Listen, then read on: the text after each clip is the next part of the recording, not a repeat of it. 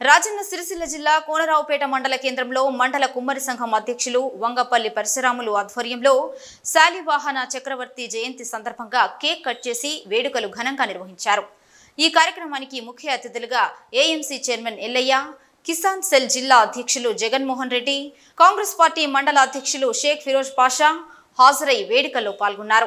ఈ సందర్భంగా వారు మాట్లాడుతూ శాతవాహన వంశానికి మూల పురుషుడు శాతవాహనుడు అని, ఇతను మౌర్య సామ్రాజ్యంలో సామంతరాజుగా ఉండి మౌర్య సామ్రాజ్యం పతనానంతరం స్వతంత్ర రాజుగా ప్రకటించుకుని శాతవాహన వంశానికి ఆద్యుడైనాడన్నారు. శాలివాహనుడు తన తల్లి బాలశ్రీ గౌతమి ద్వారా రాజనీతిని, యుద్ధ మెలకువలు నేర్చుకున్నాడని, తన తల్లిని గురువుగా భావించాడన్నారు. అందుకు తన పేరు ముందు తన తల్లి గౌతమి పేరును పెట్టుకుని గౌతమి పుత్ర శాతకర్ణిగా ప్రసిద్ధి పొందాడన్నారు. శాలివాహనుడు కుమ్మర కులంలో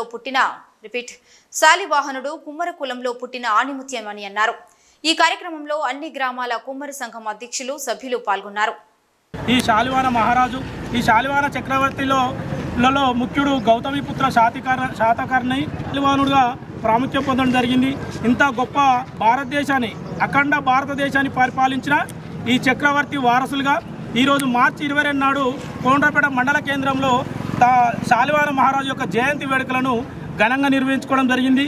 ఈ భారతదేశంలో ఎంతోమంది చక్రవర్తులు పరిపాలించారు, కానీ శాలివాహన మహారాజు ఎప్పుడైతే దక్షిణ భారతదేశంలో పట్టాభిషిక్తుడైండో ఆ రోజు నుండే మనం ఉగాది ఉత్సవాలను జరుపుకోవడం అనేది జరుగుతుంది.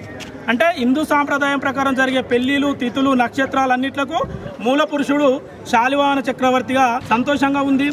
ఎందుకంటే శాలివాహన ఒక శకం, మా కులానికి సంబంధించిన గొప్ప చక్రవర్తి యొక్క శకం అనేది ఇప్పుడు ప్రతి క్యాలెండర్ చూడండి శాలి శకం అని ఉంటుంది. అంటే అదొక మా కులానికి ఒక గర్వకారణంగా భావిస్తున్నాం. అతని అడుగుజాడల్లో మా కుమ్మరి కులస్తులందరం ముందుకెళ్లాలని మేము ఇక్కడ ప్రభుత్వ పెద్దలు కూడా ఉన్నారు.